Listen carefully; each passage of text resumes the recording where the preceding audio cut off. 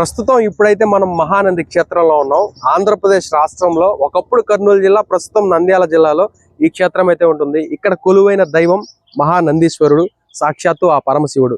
అమ్మవారిని చూసినట్లయితే కామేశ్వరి దేవిగా ఇక్కడ సాక్షాత్కరిస్తున్నారు.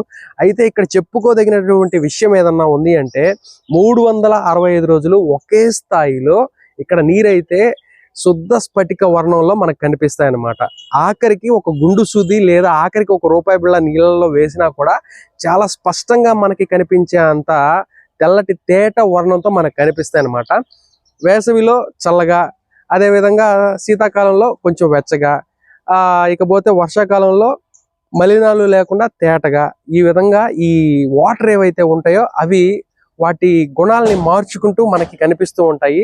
ఈ నల్లమల కొండలు ఏవైతే ఉన్నాయో వాటి మీదుగా ప్రవహించి సాక్షాత్తు ఆ పరమశివుడి మీద నుంచి ప్రవహిస్తూ మనకి ఆ నీరు తాకుతుంది. కాబట్టి మన శరీరంలో ఉన్నటువంటి కొన్ని రుగ్మతలు, అంటే రోగాలకు సంబంధించి ఏమన్నా ఉంటే అవన్నీ కూడా పటాపంచలవుతాయని ఇక్కడికి వచ్చినటువంటి భక్తులు అయితే ప్రగాఢంగా విశ్వసిస్తారు.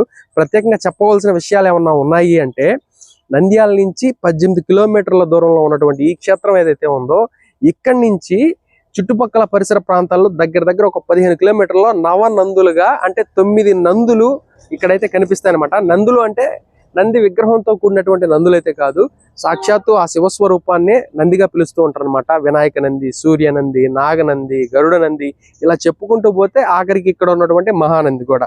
సో అన్నీ కూడా శివస్వరూపాలే. సో ఈ నవనందుల్ని ఎవరైతే ఉదయం సూర్యోదయం నుంచి సాయంత్రం సూర్యాస్తమయం ఈ సమయం లోపల దర్శిస్తారో వాళ్ళకి సకల సౌభాగ్యాలు, అష్టైశ్వర్యాలు, సుఖ సంతోషాలు, భోగభాగ్యాలు అన్నీ కూడా లభిస్తాయని ఒక ప్రగాఢమైన విశ్వాసం అయితే భక్తుల్లో ఇప్పటికీ ఉంది. అదేవిధంగా ఇక్కడ చెప్పుకోవాల్సిన విషయాలు అలా పోతూ ఉంటే చాలా ఉంటాయి. ప్రత్యేకంగా ఇక్కడికి ఈ నంద్యాల జిల్లాలో ఉన్నటువంటి ఈ మహానందికి సగానికి సగం మంది ఆ నీటిలో స్నానం చేయడానికే వస్తారనమాట. ఎందుకంటే అంత ప్రత్యేకత కలిగినటువంటి నీరు అక్కడ ఉంటుంది. అయితే ఒకప్పుడు లోపలికి మొబైల్ ఫోన్స్ కూడా అలా ఉండేవి కాబట్టి అప్పుడు అందరూ ఫొటోస్, వీడియోస్ తీసుకునేవాళ్ళు. అండ్ ఎస్పెషల్లీ మనం చూస్తున్నటువంటి నంది ఏదైతే ఉందో దీని లోపలికి కూడా ఒక ప్రవేశ మార్గం అయితే ఉంటుంది. ఒకప్పుడు ఉండేది, ఇప్పటికీ ఉంది, కానీ లోపలికి అయితే పంపించట్లేదు అనమాట.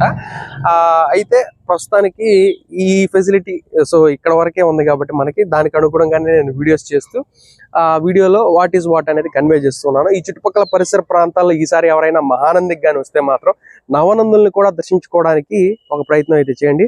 అదేవిధంగా శీఘ్ర దర్శనం, స్పర్శ దర్శనం, దాంతోపాటు కొన్ని దర్శనాలు ఏవైతే ఉన్నాయో వాటికి సంబంధించిన వివరాలు కూడా నేను స్క్రీన్ మీద ఇస్తాను. సో ఎర్లీ మార్నింగ్ 6:30 నుంచి ఈవినింగ్ 5:30 వరకు మీకు ఆ ఫెసిలిటీ అయితే ఉంటుంది. అండ్ 1 అవర్ గ్యాప్ ఇచ్చిన తర్వాత మళ్ళీ 6:30 to 8:30 వరకు ఈ ఫెసిలిటీ అయితే ఉంటుంది. సో మహానందికి సంబంధించినటువంటి పూర్తి వివరాలు సంక్షిప్తంగా, సవివరంగా మన ఛానల్ అయితే ఆల్రెడీ పొందుపరిచాను. షార్ట్ వీడియోస్ కూడా ఉన్నాయి, వాట్ ఈజ్ వాట్ అనేది కట్టే కొట్టే తెచ్చే అన్నట్టు. అండ్ ఇప్పటి వరకు ఎవరైనా మన ఛానల్ సబ్స్క్రైబ్ చేసుకోకపోతే మాత్రం వెంటనే సబ్స్క్రైబ్ చేసుకోండి. డివోషనల్ దినేష్ అనే పేరుకు తగ్గట్టుగానే అన్ని డివోషనల్ కంటెంట్సే ఉంటాయి. అండ్ ఇన్స్టాగ్రామ్లో నెల్లూరు ఆల్రౌండర్, అదేవిధంగా డివోషనల్ దినేష్ అనే పేజ్ కూడా ఉంది. సో ఇప్పటి వరకు ఎవరైనా ఫాలో చేయకపోతే ఫాలో చేయండి. అండ్ ఇక్కడ నుంచి మనం అయితే యాగంటికి వెళ్ళబోతున్నాం. అక్కడి నుంచి మళ్ళీ జోగులాంబకి, తర్వాత పక్కనే సంగమేశ్వరం. సో ఆ టెంపుల్ కూడా చాలా పవర్ఫుల్, అంటే నీటి లోపల ఉంటుందన్నమాట, మునిగిపోయి. అలాగ చూస్తే ఇంకా మనకి ఒంటిమిట్ట, ఇలా ప్రత్యేకమైనటువంటి దైవ దర్శనాలు ఏవైతే ఉన్నాయో సో అవన్నీ కూడా నా తరపున మీకు అందించడానికి నేను వెంటనే ప్రయత్నిస్తూనే ఉంటాను. ఇప్పటి వరకు ఎవరైనా మన ఛానల్ సబ్స్క్రైబ్ చేసుకోకపోతే వెంటనే సబ్స్క్రైబ్ చేసుకోండి. ఎప్పుడు చెప్పేదే, చెప్పకనే చెప్పేదే, తప్పకుండా చెప్పేదే. Thank you, love you, bye bye.